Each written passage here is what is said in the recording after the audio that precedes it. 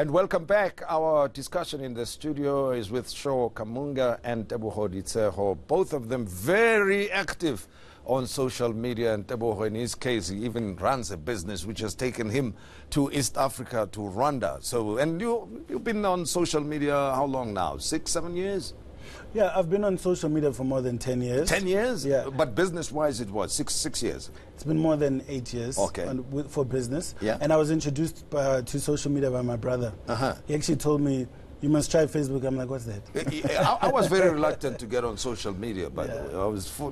It happened the other way around. It was because of the work that I do that my colleagues said, you must go on social media, you must go on. I said, you do it. Yeah. I don't do that. But I realized at some point that I was being left behind and, I was trapped in the past and the world was moving on. So it's been quite an experience.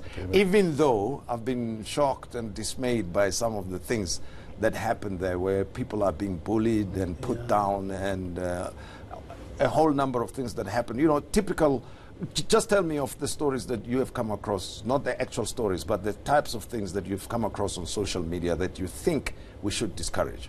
Yeah, so it is quite unfortunate that you do have people who do get bullied. I don't know if it's just my perspective, but I'm seeing a bit less of trolling on social media. I'm not sure if it's just the accounts that I'm managing, or is it generally less trolling. I think there is a lot of positivity. Like, people sit around on a Sunday and watch some of those programs that go on a Sunday, and together they make jokes and they enjoy each other, and I think basically the power is in the hands of the users. I think we should not have more of a reactive approach to social media. Let's rather encourage people to use it positively. And sure?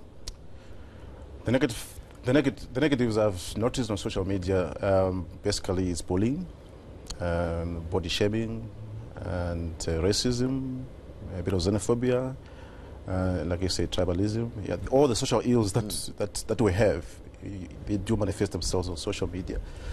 But I would agree that it depends with your value system. And what are you on social media for? What do you want to achieve? So once you make that decision and you aspire to be known for that, you see.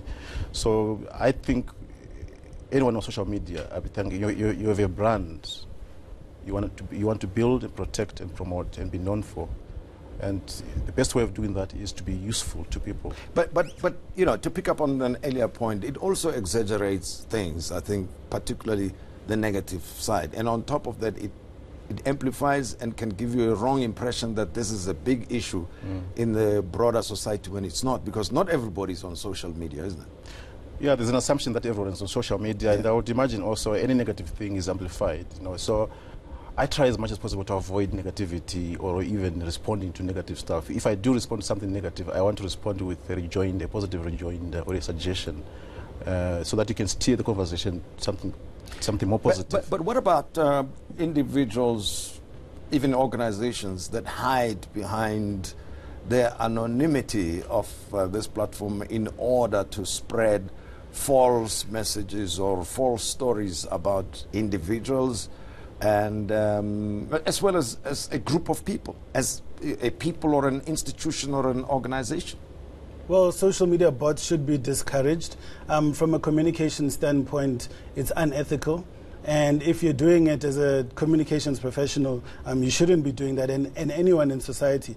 The only time I would recommend anonymity is if you want to use it to raise a point that you cannot raise in your personal account. So if there's something that could endanger your security, that needs to get out there, and you can't use a personal account because you may not wake up the next morning, then maybe that's when you would be anonymous. But you do not use social media anonymity to destroy another person or to spread false information.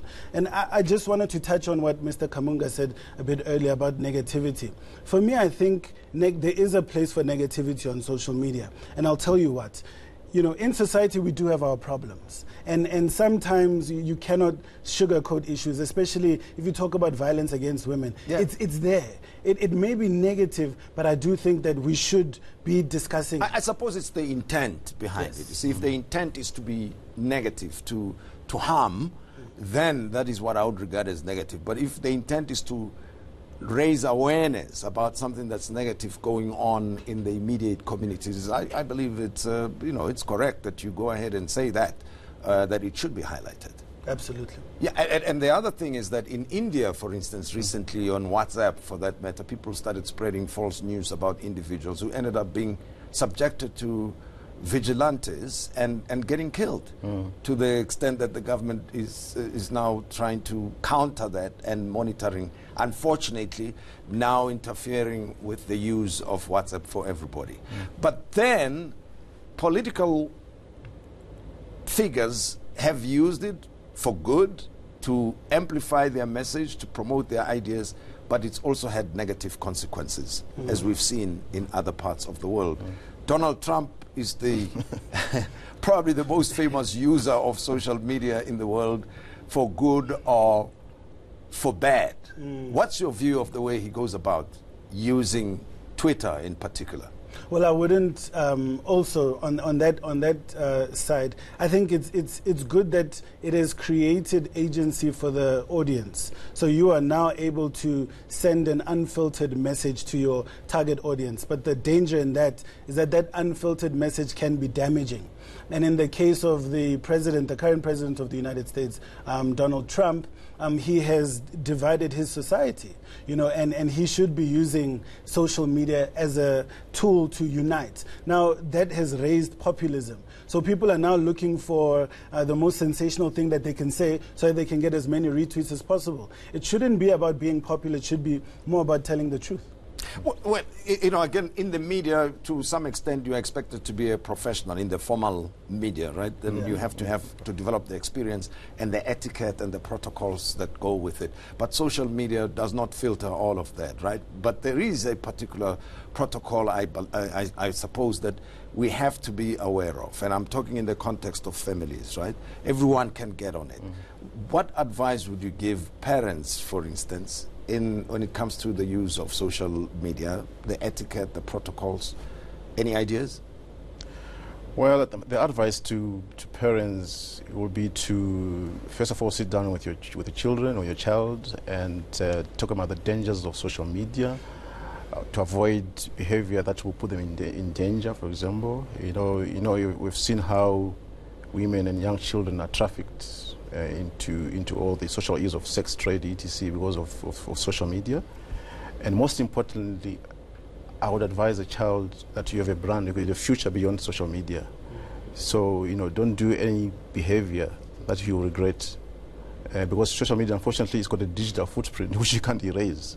So, your behavior now could come to haunt you in 5 years' time or whenever you want help. And to professionals and high-profile people, any advice that you have, Tebogo?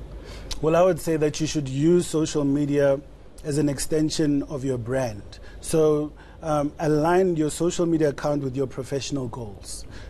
Do not do things. I've seen a lot of careers being dismantled by social media where people, maybe you are a professional in government and then you want to be an entertainer, and those things don't align.